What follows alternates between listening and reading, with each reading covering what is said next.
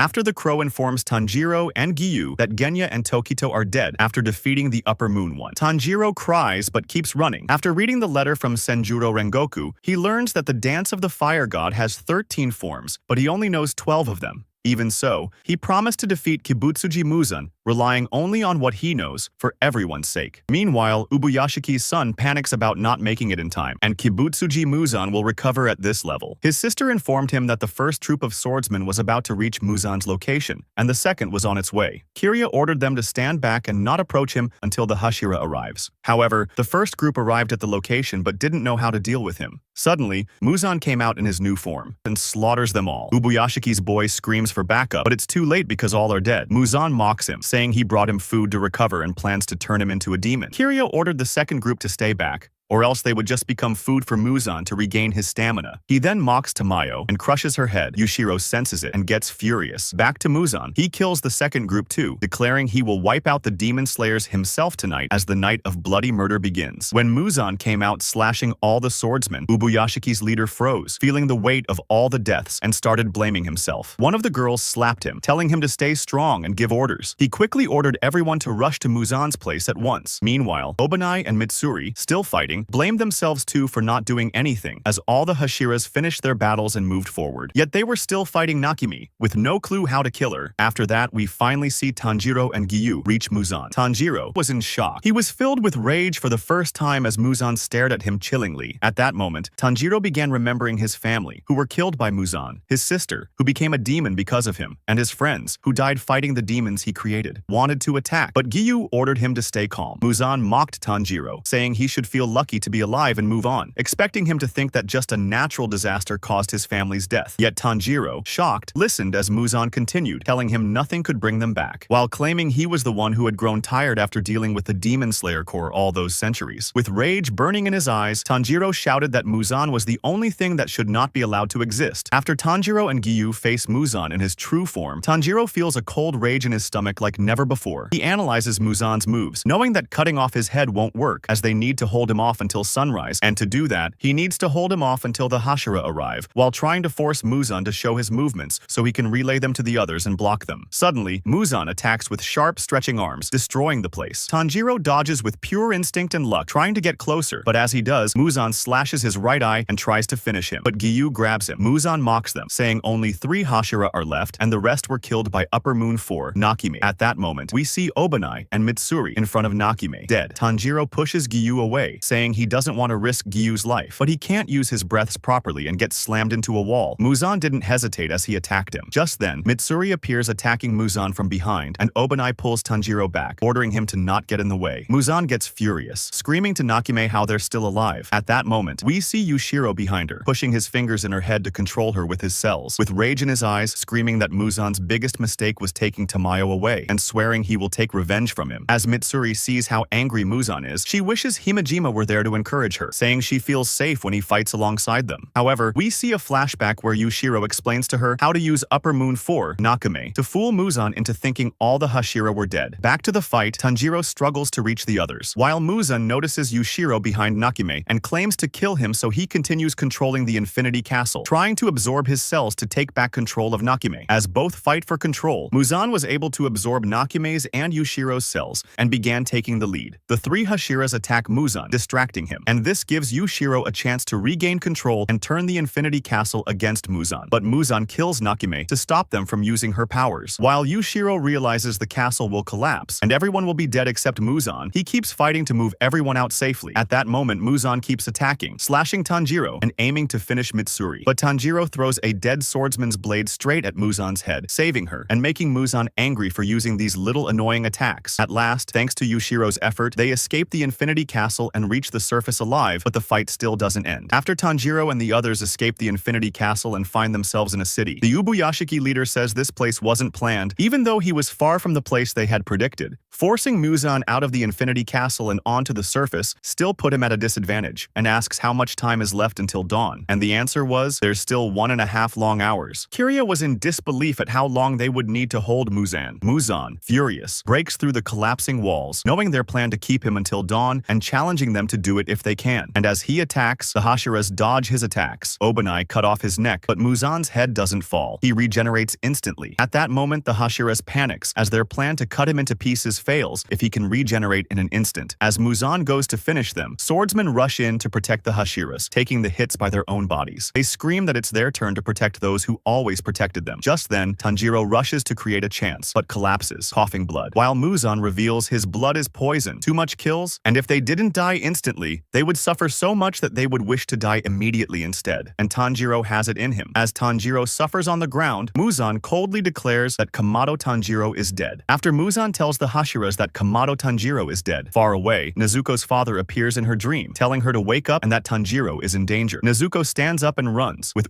Daki chasing after her. Rengoku informed Kirya about Nezuko and asked what to do, who panics and orders them to bring her back. But suddenly, his father's spirit appears, telling him to let her go. One of the girls asks who to send, but the boy starts crying, saying there's no need because his father told him so. Back to Nezuko, she sees her father again, guiding her as she gets separated from Daki. Meanwhile, Tanjiro is still suffering. The Hashiras attack Muzan, but he slashes them back. He says the Demon Slayer marks only helped them stay alive this long. If they didn't have it, they would be dead this time. Just then, Kanroji collapses, as Muzan's blood starts working on her like a poison. He goes to finish her, but Himejima arrives protecting her. Muzan seems shocked, while Sanemi appears and slices him off. But Muzan heals again in an instant and attacks him, but Sanemi throws 4 bottles of oil and sets him on fire. Elsewhere, Murata carries Tanjiro away because Giyu asks him to save him. Tanjiro, fading, sees himself in his old clothes, holding an axe, just like the old days. As Tanjiro lies near death, his mind drifts into memories, while he sees Yoriichi, the original breath user, the user of sun breathing and the strongest demon slayer to ever live, sitting in silence. Though Tanjiro can't speak, he watches. Yoriichi begins talking, recalling his past, his mother, his brother, and how his father wanted to separate them. He was an unwanted child because of his mark, so Yoriichi ran away, day after day, until he found a lonely girl named Uta, whose family had died. He waited beside her till sunset, then offered to stay with her. She was shocked, but accepted. They lived together, married, and she became pregnant. One day, he left to prepare for the birth, but on the way back, he helped an old man who wasn't doing well and wanted to travel 3 mountains because his son was on the verge of death, but he returned too late, as he finds out that Uta and their unborn child got killed. For 10 days, Yoriichi sat beside their bodies in silence. A swordsman found him, who was chasing the demon. That day, Yoriichi realized he couldn't ignore demons, so he joined the demon slayers and taught them breath techniques, and his brother joined too. They called it the Golden Age, and one night, Yoriichi faced Muzan, confident, standing beside a woman we now know as Tamayo. At that moment, Yoriichi knew he was born to defeat him. After Yoriichi faced Muzan, he sensed violence emanating from him, so he knew he had to defeat him. Muzan claimed he had no interest in swordsmen who could use breathing techniques, and we all know he had already recruited Kokushibo, the twin brother of Yoriichi, who was called Michikatsu back then before becoming a demon. As Muzan attacked, Yoriichi dodged effortlessly and saw through his body, identifying 7 hearts and 5 brains. At that moment, Yoriichi perfected his 12 forms and created the 13th. He slashed Muzan in multiple places, unable to regenerate, holding his own head with his arm. Yoriichi knew then that his red blade had worked. Rather than finish him, Yoriichi asked Muzan what he thought life meant. Muzan then exploded into 1,800 pieces, and Yoriichi managed to slash 1,500 of them, but the vital parts escaped. Tamayo began to cry, wishing for Muzan's death. Yoriichi asked her to help him kill Muzan, and she accepted. After that, Yoriichi learned that his brother had become a demon. The demon slayers demanded he die in shame, but the young Ubuyashiki head stopped them. Yoriichi believed he was born to end Muzan, but he failed. A little girl tugged on his robes. Kamado asked him to lift her, and as he did, she smiled. Yoriichi began to cry, holding her in his arms. As Muzan's attacks grew fiercer, the Hashiras were pushed back, unable to keep up with Muzan's monstrous power after all the battles they faced and the injuries they got. And Kanroji struggled the most against it. She couldn't see his strikes, dodging only by instinct and luck. Because she was the weakest Hashira among them all, Muzan's slashes affected her more quickly than the other Hashira. But something felt wrong. Before she could react, Muzan slashed her from behind. At that moment, Obanai rushed to get her out of the fight as the others attacked Muzan all at once, giving Obanai a chance to take Kanroji and back off to leave her with the Kakushi to heal her wounds. While saying she had done enough and needed some rest, Kanroji said she hadn't done enough yet and could still help them out. Yet Obanai turned back, running toward Muzan to rejoin the fight, leaving her behind, while Kanroji cried out, begging to fight beside him, and asked him not to die. As Obanai ran back, thoughts filled his heart on how peaceful life could have been without demons, and how many people could have lived. We see his full face for the first time, the scar across his mouth exposed. He thought he first must die and swap his tainted body for a clean one. Only then he can tell her that he loves her, as he was planning to die while defeating Muzan, so he can be reborn in a clean body. As Obanai's full face is revealed, we see a scar slashed across his mouth. Back to his memories. He was born into a family of only women. He was the first male in 370 years, locked in a cage, treated kindly in a way that felt disgusting. Every night, he heard something big crawling, making him unable to sleep in fear. At 12, they brought him to a grand room where the truth revealed in front of him. He met the snake-bodied demon. Horrified, he knew this was the creature that had been keeping him from sleeping at night in fear. And he also knew his family made their livelihood from the stolen goods of the people who were killed by this snake demon, worshipped by his family who gives babies to her as a sacrifice so she can devour them instead. But she let Obanai to live because of his rare eyes fascinated her, while she ordered them to cut his mouth so he can match hers, and